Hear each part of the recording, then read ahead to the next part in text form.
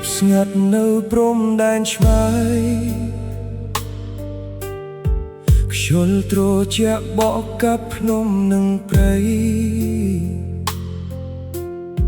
ទាហានវ័យក្មេងម្នាក់ឈរយាមអ្នកឯងឈ្មោះលីដែលកំពុងនឹកផ្ទះខ្លាំងណាស់ពន្លឺព្រះច័ន្ទភ្លឺស្រាលលើឯកសណ្ឋានតែបេះដូងគេពោពេញដោយការនឹកនំដៃព្រោះនៅផ្ទះមានមនុស្សជាច្រើនកំពុងរងចាំនឹងរងចាំឲ្យគេត្រឡប់ទៅវិញដោយសុវត្ថិភាពតាំងពីឪពុកចាកចេញពីលោកនេះជីវិតគ្រួសារក៏ផ្លាស់ប្ដូរទៅដែលខំធ្វើការទាំងនឿយហត់ដើម្បីចិញ្ចឹមកូនតូនឲ្យធន់ធាត់ខ្ញុំមានបងប្រុស3នាក់ដែលតែងជួយគ្រួសារមិនដែលតូចត្អែមានបងស្រីម្នាក់ដែលតែងមើលថែគ្រប់គ្នានិងមានមីងម្នាក់ដែលស្រឡាញ់ខ្ញុំដូចកូនខ្លួនឯងខ្ញុំជាកូនបើក្នុងគ្រួសារដែលគ្រប់គ្នាតែងបាមឹកជាងគេតែថ្ងៃនេះខ្ញុំបានក្លាយជាទាហានឈរនៅជួរមុខការពារទឹកដីខ្ញុំឈ្មោះលីងជាទាហានជួរមុខ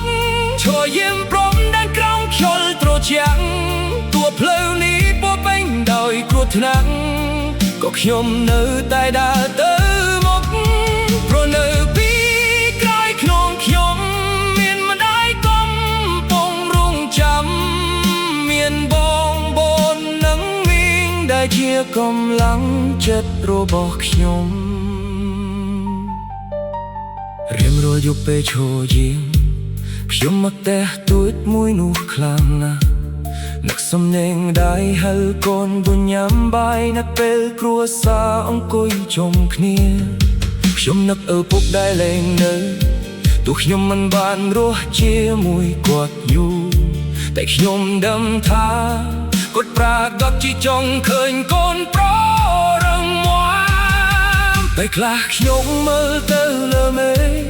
ហើយនិយាយក្នុងចិត្តស្ងាត់ស្ងាត់ពុកអើយថ្ងៃនេះកូនកំពុងធ្វើការពេកដោយតែពុកធ្លាប់ចង់ឃើញខ្ញុំឈ្មោះលីងជាទាហានជួរមុខដែលយកជីវិតការពារទឹកដីតួនឿយហត់ឬឈឺចាប់ក៏ខ្ញុំនៅតែរងមាំដើម្បីគ្រួសារបើថ្ងៃណាខ្ញុំបានត្រឡប់ទៅផ្ទះខ្ញុំនឹងអោបបំដាយឲ្យជាប់ហើយអង្គុយញញឹមជាមួយបងប្អូនដូចថ្ងៃចាស់ដងទីខ្យល់យប់នៅតែបក់ស្រាលពន្លឺព្រះច័ន្ទនៅតែភ្លឺលើព្រំដែនទាហានបីក្មេងម្នាក់នៅតែឈរយាមជាមួយបេះដូងដែលนับគ្រួសារនឹងនៅក្នុងបេះដូងរបស់គេមានពាក្យមួយដែលមិនដែលផ្លាស់ប្ដូរខ្ញុំប្រយុទ្ធមិនមែនដើម្បីខ្លួនឯងតែដើម្បីនោះដែលខ្ញុំស្រ